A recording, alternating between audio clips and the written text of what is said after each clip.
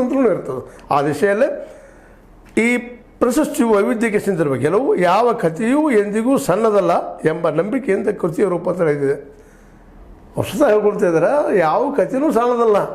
ನಮ್ಗೆ ನೋಡೋದಕ್ಕೆ ಸಣ್ಣದು ಕಾಣ್ತಿರ್ಬೋದು, ಆದರೆ ಇಡೀ ವ್ಯಕ್ತಿತ್ವ ಇರ್ತದೆ, ಇಡೀ ಒಂದು ಬದುಕಿನ ಸಂಕೀರ್ಣತೆ ಇರ್ತದೆ.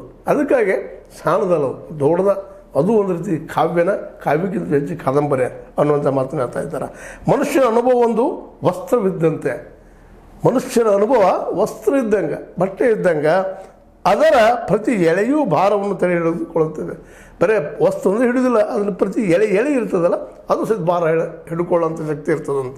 ಇದರರ್ಥ ಭಾಳ ದೊಡ್ಡದು ಬರೋದು ಕಾದಂಬರಿ ಬರೆಯೋಕ್ಕಿಂತಲೂ ಸಣ್ಣ ಸಣ್ಣ ಕಥೆಗಳಲ್ಲಿಯೂ ಸಹಿತ ಇಡೀ ಒಂದು ವ್ಯಕ್ತಿತ್ವವನ್ನು ಹಿಡಲಿಕ್ಕೆ, ಸಮಾಜವನ್ನು ಹಿಡಿದಿರಲಿಕ್ಕೆ, ಪ್ರತಿಭಟನೆ ಹಿಡಿದಿರಲಿಕ್ಕೆ ಸಾಧ್ಯ ಅನ್ನೋಂಥ ಮಾತನ್ನು ಸ್ವತಃ ಅವರು ಹೇಳ್ಕೊಳ್ತಾ ಇದ್ದಾರೆ. ಇದರ ಅರ್ಥದಲ್ಲಿ ಏನಪ್ಪ ಅಂದ್ರೆ, ಈ ಹೋರಾಟಗಾದಿ ವಿಶೇಷವಾಗಿ ಮೂಡಿ ಬಂದದ್ದು ಈ ನಮ್ಮ ಲಂಕೇಶ್ ಪತ್ರಿಕೆ ಮೂಲಕ.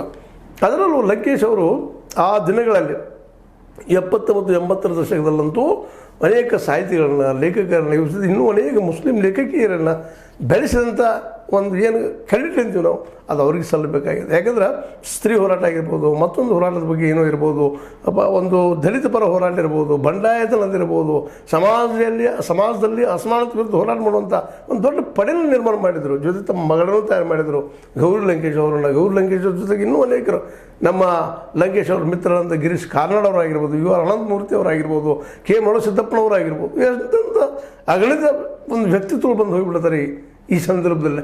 ಅದನ್ನೆಲ್ಲ ಹುಟ್ಟಾಕಿಂತ